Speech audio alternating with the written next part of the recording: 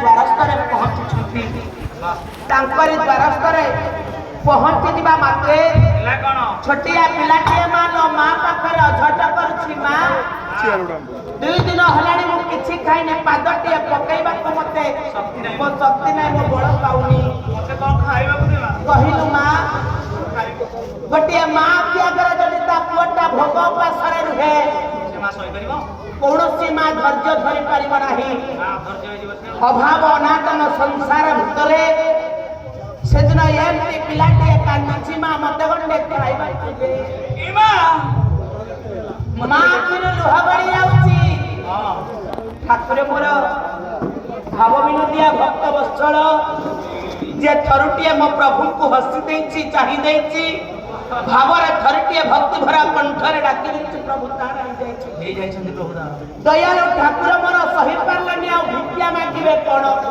कहले आज्ञा द्वारस्थरे ठियाई छन्ति आ भिक्षा दियो बोली कहि पारले ना ना ना ना डाकी देले कहले मालो यो क्षमा तो आखिया करे तो पिलाटा कांदुची माँ होई तू केमिति धैर्य धरि आउ कोन करिबि कोन करो दिनहीन दरिद्र बेला खेले 2 बेला उपवास कोन करिबि मो घर तो किछि ना अरे मोर 2 दिन हलाणी चुली चलिनी पानी भी से कोन पिलाटा तुमाणी कोन गंडे खाइबा को देबी हे बाबू ठाकुर मोर कहि दउछन्ति मालो कोन करिबि कोन जदि किछि न भाबिबो से पिलाटा को मो सहित पठाई दे आपण को सहित तो गंडे खाइबा को देई परनु हां से पिलाटा पाठ पढिबा कले बहुत पैसा टंका दरकार निश्चित जणु तू ताको मो संगरे म आश्रम को पठाई दे आपण को संगरे सेदिन मां चिंता करछि जेते दुख रे रहिले भी एमिति मो कोक मु टेकी देबी केबे पुओ कहिबनी मां कहिबनी मो पुओटा मो पाखर अंतर हेला बोली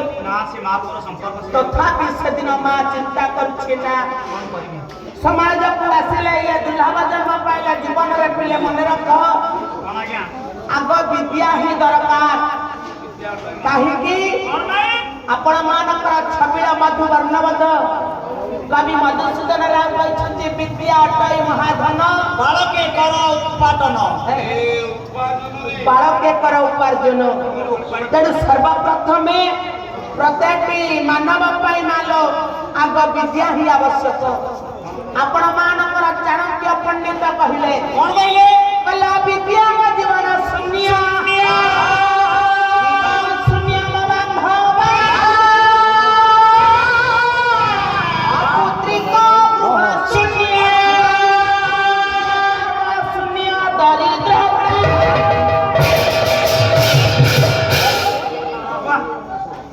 अविद्या जीवन शून्य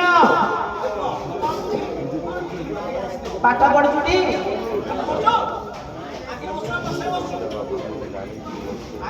तेणु जीवन विद्या अर्जन न कले जीवनटा शून्य पर लगिबो विद्याहीन जीवन शून्य दिग शून्य बांधवा दिग शून्य माल अपन माने घर गोटे काम निमंत करूछंती गोटे भोजी भात होची बाघर व्रतवर आपण जदि घरे करूछंती आज्ञा घरे गोटे काम निमंत होची जदि आपणकर बंधु आस न आसंती आज्ञा जदि चतुर्पार्श्वर बंधु न आसंती ताले आज्ञा से भोजी भातर किछि मूल्य नाही कि आपणक घरटा बाघर साघर घर बळी लागिबो धर आमे भद्रकाळे जाइना पाला नै अविनाश हम घर न थबो पानी में बियोग पाइ आमे अरे चिन्हा परच थले कोन जाय थमु ना निश्चित तेणु दिग शून्य बांधवा दिग शून्य अकुदिक शून्य ए माउसी 5 ताला कोठा बारा थिबो आपण गोटे लाख टंकार पलंग रे सोउथिबे आय अलंकार रे छाई हेतिबे आपण 10,000 टंकार गोटे पाट साड़ी पिंधिथिबे ए मा जदि से घरे गोटे पुओ किछि नथिबो से घरे बढ़िया लागबो जदि से बापा को बापा बोली पद डाकी पार नथिबो आज्ञा से मां जणी आज्ञा मां डाक न पाई पारुथिबो कोन हो मां डाक सुनिबाकू आज्ञा पाई पार नथिबो भाग्य नाही से 5 ताला कोठार मूल्य नाही से पाट साड़ी पिंधिबार मूल्य नाही से गीता सौंदर्यर मूल्य नाही कि तार आय अलंकार से गजदंत पलंकर प्रिय राजा आउ काहेकि कोन पे ये पद कहिछंती आपण मानकर कवि कहिदेले कहले संसार रे आज्ञा जो नारी जीवन रे मा डाक ता कान न सुनिछि से नारी धन्य से नारी जीवन ता अकारण आज्ञा ये कहछि से नारी जीवन धन्य कोन कहले जार तुंडे लागे नाही बाळ तुंड लाडा ये धिकट जीवन वंचित जीव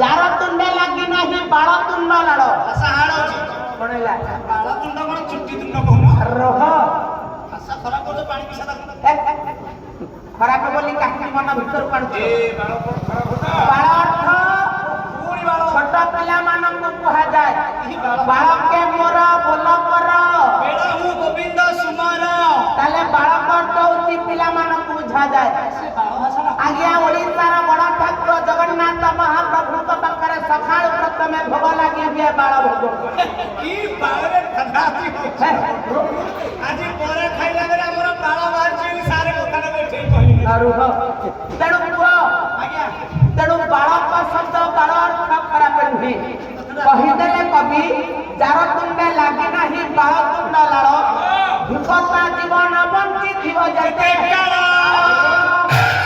ता जीवन ता ठीक संसार अभाव नाटन संसार भितरे आज्ञा जदि मा डाक घरटे नारी शुणे से दिन नारी जीवन ता प्राप्त कर जाए आ मा डाक शुणी सारा परे कौ नारी कौ मा डाकर वंचित हवा चाहे सेदिन ठाकुर मोर ठिया होइछन्ति डाकिले मालो लटकी मो संगे छाडी दे मा बड़ भाबुछ से पिलाटा को मो संगे छाडी दे मा चिंता करूछि कोन करबी ओटा को छाडी दे मु केमिति बंचिबी गोटे पिलाउ खाइबो तेले समाज रे संस्कार पाइबा दरकार बेस शिक्षा पाइबा दरकार कोन शिक्षा ठाकुर मोर देखिछन्ति लिखले बोले कोन कहबी मा पाखर छुआटा आसिला बेले विदाय देला बेले मा को केते कष्ट से कथा केवल मा ही बुझी पारे तथापि माता छातीर पत्थर लदिया गया ठाकुर को संगर पठै देले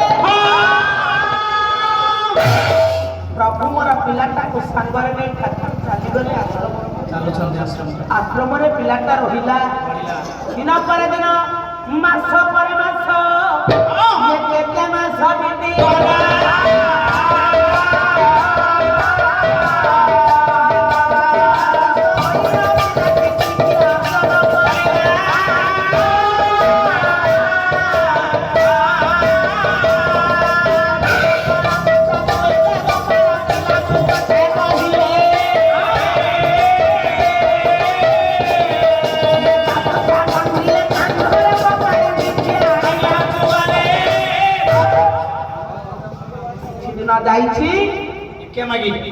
आज्ञा पिलाटी आश्रम रहिला पाठ पढ़िला शिक्षा अर्जन कला दिने मो ठाकुर कहले कहले पुओ धनरे आज तो टिके गोटे काम करने पड़ो की काम करबी गुरुदेव आश्रम रे गोटे व्यस्तता थिला भितरे तू टिके आज ये छोटिया पाख गाँ को जाई किछि खुदमल को मागी आनिबू भिक्षा मागिया देबी किछि भिक्षा मागी आनिबू अच्छा अच्छा तू एतिकी पररे पुओ मो पई आसिले आज्ञा गुरुदेव आसिले हां आश्रम रे प्रभुଙ୍କ ପାଇଁ ମୋର ମନ ଠାବ ठीक अछि तू जा हो गुरुଙ୍କ आदेश को श्रद्धार्य करी गुरुଙ୍କ आदेश श्रद्धार्य सेदिन छोटिया पुओटिए भूली जाई छै कांधरे गामुछा खंडे पकेई गुरुंकर आदेश को मानी सेदिन पिलाटी भिक्षा मांगिबा को बाहर जाई बस भिक्षा मांगिबा को चली जाई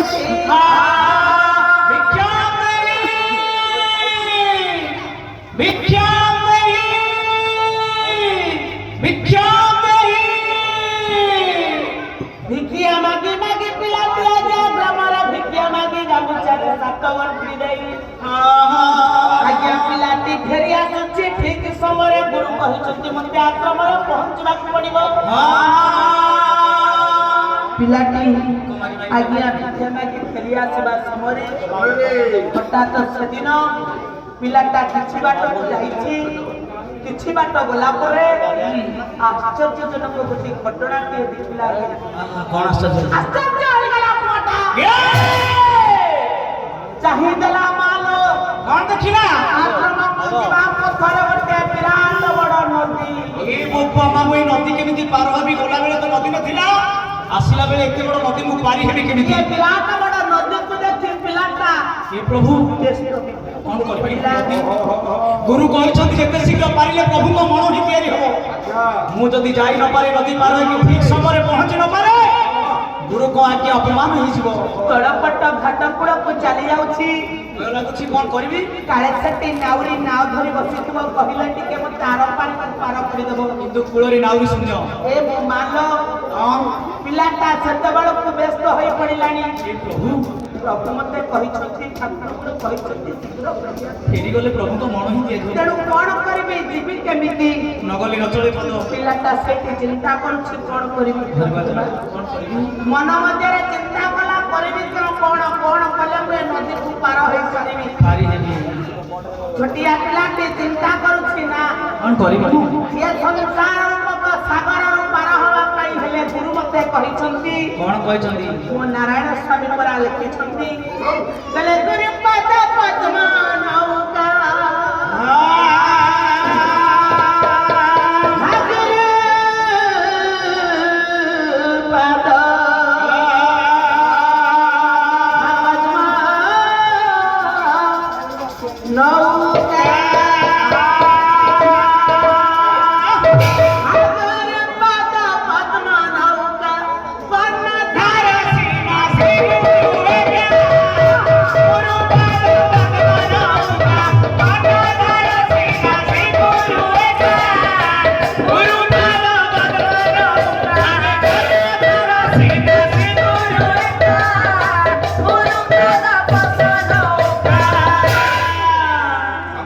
ଚିନ୍ତା କରୁଛି।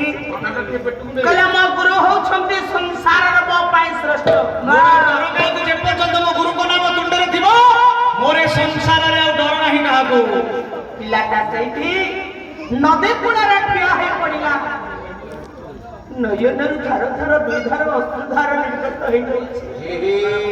ମୋ ପ୍ରଭୁ କହିଛନ୍ତି, ଭାବ ଯୋଉଠି ଭକ୍ତି ଯୋଉଠି ମୁଁ ସେଇଠି ଥାଏ। ଭାବ ବିନୋଦିଆ ଠାକୁର କେବଳ ଭାବଟିକୁ ଆଶ୍ରା କରିଥାନ୍ତି। ଧାର ଧାର ଲୁହ ଦୁଇ ଧାର ଗଡ଼ିଗଲା। କହିଲେ ହେ ଗୁରୁଦେବ ମୋତେ କ୍ଷମା କରିଦିଅନ୍ତୁ। ଗଲା ବେଳକୁ ଏ ନଦୀଟା ଶୁଖିଲା ଥିଲା, ବାଲି ଭରପୁର ଥିଲା। କିନ୍ତୁ ଆସିଲା ବେଳକୁ ପାଣି ପୂର୍ଣ୍ଣ। ଆସିଲା ବେଳକୁ ଏ ନଦୀଟା ଖାଉଛି ପୂର୍ଣ୍ଣ ଗର୍ଭା ଜଳରେ ଭରପୁର। ହେ ଗୁରୁଦେବ, ଏ ନଦୀକୁ ମୁଁ ପାର ହେବି କେମିତି? ହେ ପ୍ରଭୁ, ଜ୍ଞାନଂ ଦିବିରଂ ଦାସ୍ୟ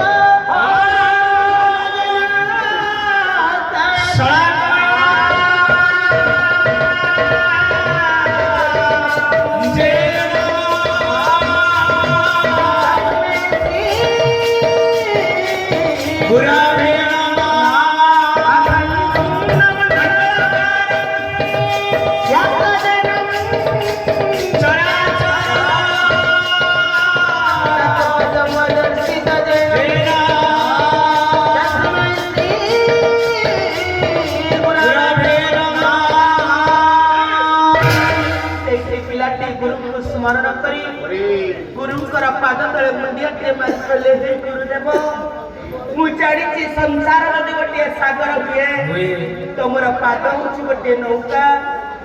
ଏ ସଂସାର ସାଗର ବିଶାଳ ସାଗରକୁ ପାର ହେବା ପାଇଁ ହେଲେ ଆପଣ ପାରିପାରିବେ। ଯଦି ମୁଁ ପ୍ରକୃତରେ ଆପଣଙ୍କୁ ଭଲ ପାଉଥାଏ, ଭକ୍ତି କରୁଥାଏ, ତାହେଲେ ଆଜି ଠିକ ସମୟରେ ନଦୀଟା ଜଳଟା ଦୁଇ ଭାଗ ହେଇଯାଉ। ମୁଁ ଠିକ ସମୟରେ ତୁମ ନିକଟରେ ପହଞ୍ଚିଯାଏ। ଗୁରୁଦେବ, ଠିକ ସମୟରେ ମୁଁ ପହଞ୍ଚିଯାଏ। ଗୁରୁଦେବ ରହିତ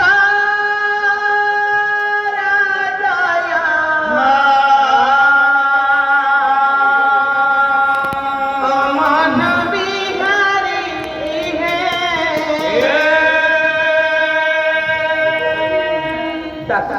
ଦିନ ଗୋଟିଏ ପୁଆକିଆ ଦେଖନ୍ତୁ ମନରେ କେତେ ଭକ୍ତି କେତେ ବିଶ୍ୱାସ ଡାକି ଦେଉଛି ପ୍ରଭୁ ଗୁରୁଦେବଙ୍କୁ ଗୁରୁଦେବ